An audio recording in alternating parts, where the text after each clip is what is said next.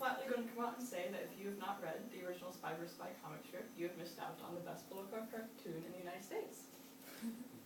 And in this cartoon, the two main characters are these two gentlemen here. I'm going to pass these around so you can see them more clearly. Yes, they have really long noses. It'd be much easier if someone was sitting in the front row.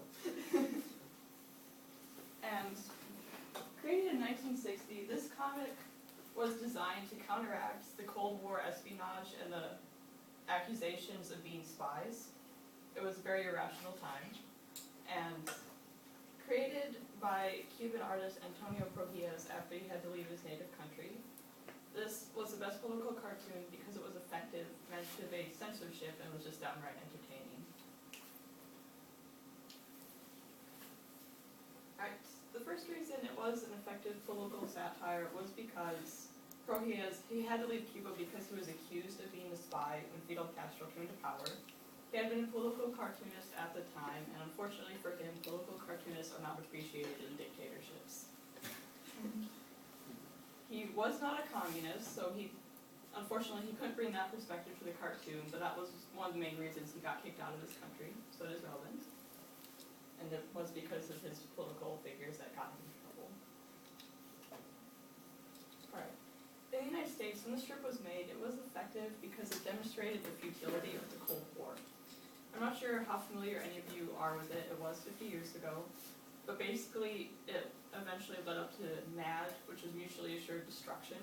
Everyone had enough nuclear weapons to basically kill each other. It's a very fun topic, isn't it?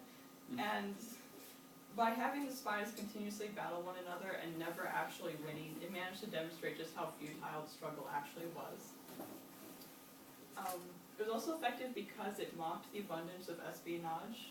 For any of you who like spy films, this is when these became really popular because spies were beginning to become commonplace in government, and they were used for just about every foreign policy ever. It was also ongoing, like the Cold War, and did not target specific people, so it can continue to be ongoing without offending anybody, and it also provided a source of entertainment. And the fun part was the spies were indistinguishable, so no one could criticize it by saying, oh well, the black spy is capitalist and the white spy is communist. So he managed to evade being criticized for that. And one of the most fun parts about this was it was uncensored despite how much violence and how much of the politics are in it. We managed to criticize Cold War policy without getting caught by any of the politicians or moral guardians. Which, if anyone knows, in today, everything ends up getting censored in one form or another, either by movie ratings or people protesting or various religious groups striking out. And it was censored once, but the only reason it was because the editor did not like smoking, and in one of the comics the two spies were smoking. And this was cited from Prohias in his autobiography when he was talking about the creation of the spies.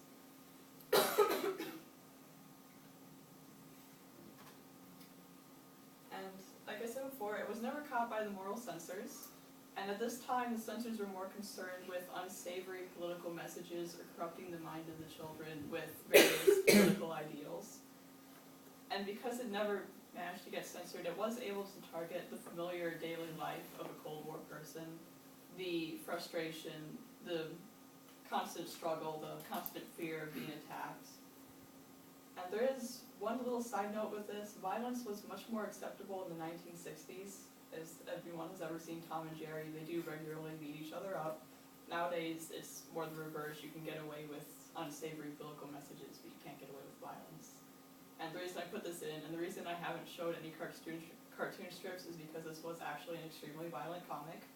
The two spies would regularly try to kill each other. The figurines I passed around did have bombs on them. I clarified those before I brought them in, so... And finally, the reason it was one of the best political cartoons was because it was extremely entertaining despite all the messages in it. It used dark humor, which I got the definition from this from dictionary.com, which is from the Random House actual paper dictionary. And dark humor is basically satirizing dark events through lightheartedness. Basically any satire you've ever seen or anything that could qualify as dark comedy. It's basically making fun of the plague to us nowadays is dark humor because it kills so many people, but you're making fun of it anyways.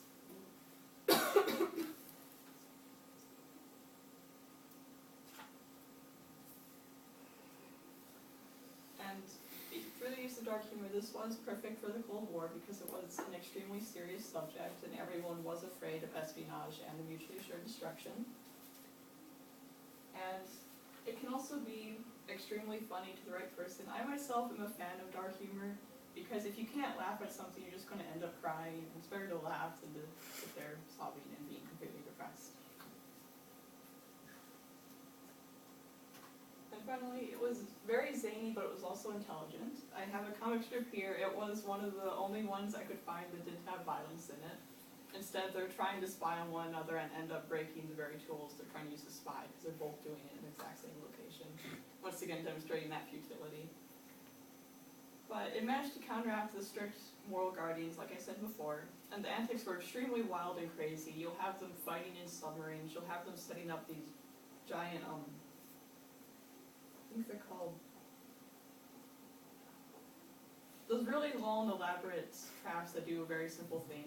Can't remember the name right now. It's a type of mechanism. It's the ones that usually go on for about 4 minutes just to open a door. But it was intelligent at the same time because of everything it managed to do. And I got much of the material talking about the moral guardians and about the censorship from Promis's article in the Journal of Popular Culture, which talked about the origins of the comic. Here are my references. And in conclusion, this was one of the best political cartoons in the United States because it managed to be very subtle but very brilliant at the same time. It was a very effective cartoon because of how well it handled the political material. It managed to go uncensored and it was extremely entertaining. And I was asked this final question, who do you think would actually win, the black spy or the white spy? Because I personally think the black spy would win, but that's just a preference. Any takers?